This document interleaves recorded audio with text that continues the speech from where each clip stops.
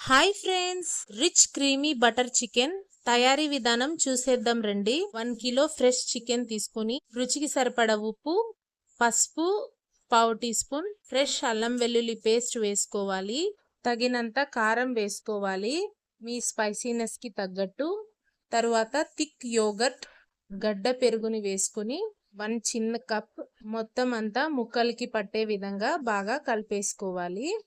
Spices అంతా perfect గా blend అయ్యి ఇందులోకి చికెన్ అనేది బాగా మ్యారినేట్ అవుతుంది. మొత్తం అంతా ఇలా ముక్కలకి పట్టే విధంగా కలిపి చికెన్ ని ఒక హాఫ్ అన్ అవర్ మ్యారినేట్ చేసి పక్కన పెట్టుకోవాలి. తరువాత పాన్ లో ఆయిల్ హీట్ చేసుకుని తగినంత 4 మీడియం సైజ్ ఉల్లిపాయ ముక్కల్ని ఇలా స్లైసెస్ గా కట్ చేసుకుని వేసుకోవాలి. ఉల్లిపాయ ముక్కలు కాస్త ట్రాన్స్పరెంట్ అయ్యాక బాదం పప్పు, జీడిపప్పు, అల్లం ముక్కలు, వెల్లుల్లి రెబ్బలు, నిలువుగా కట్ చేసుకున్న టమోటో ముక్కలు మొత్తం అంతా ఇందులో వేసుకొని వేయించుకోవాలి. నాటు టమోటో పండ్లను తీసుకోండి. ఆయిల్లో ఇవి సాఫ్ట్ గా మగ్గిపోతాయి. కర్రీకి మంచి రుచిని కూడా ఇస్తుంది. టమోటో పీసెస్ సాఫ్ట్ గా మగ్గిపోయింది కదా, లవంగం, దాల్చిన చెక్క, జీలకర్ర, బిర్యానీ ఆకు వేసుకుని మరి కాస్త బాగా వేయించుకోవాలి. ఓసారి అంతా బాగా కలిసేలా కలిపేసుకొని వేయించుకున్న తర్వాత మీడియం టు లో ఫ్లేమ్ అడ్జస్ట్ చేసుకొని వేయించి చల్లారనివ్వాలి. స్టవ్ ఆఫ్ చేసి మిక్సీ జార్ లోకి ట్రాన్స్ఫర్ చేసి మిక్సీలో గ్రైండ్ చేసి పక్కన పెట్టుకోవాలి.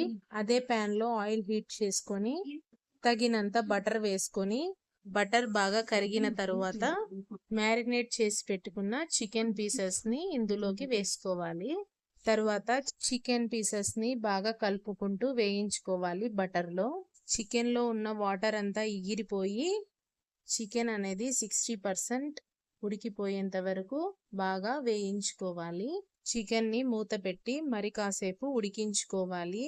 ఇలా వాటర్ బబుల్స్ వచ్చాక ఓసారి బాగా గరిటెతో కలుపుకోవాలి. వాటర్ అంతా ఎగిరిపోయి పైకి ఆయిల్ ఫ్లోట్ అయ్యేంత వరకు బాగా వేయించుకోవాలి. పీసెస్ ని స్లోగా కలుపుకోవాలి, ముక్కలు విరగకుండా. చూడండి, ఇలా ఆయిల్ ఫ్లోట్ అయింది కదా, ఈ స్టేజ్ లో సిద్ధం చేసి పెట్టుకున్న మసాలా పేస్ట్ ఇందులోకి వేసుకోవాలి. అడుగు మాడకుండా బాగా ఓసారి కలిపేసుకోవాలి. మసాలా అంతా ముక్కలకి పట్టే విధంగా బాగా కలిపేసుకోవాలి. ఓసారి ట్రై చేసి చూడండి. సేమ్ రెస్టారెంట్ స్టైల్లో ఉంటుంది ఈ కర్రీ. ఈ బౌల్లో కొద్దిగా వాటర్ పోసుకొని కలిపి ఇందులో పోసుకోవాలి. కర్రీ అయితే చాలా యమ్మీగా ఉంటుంది. ఓసారి ట్రై చేయండి.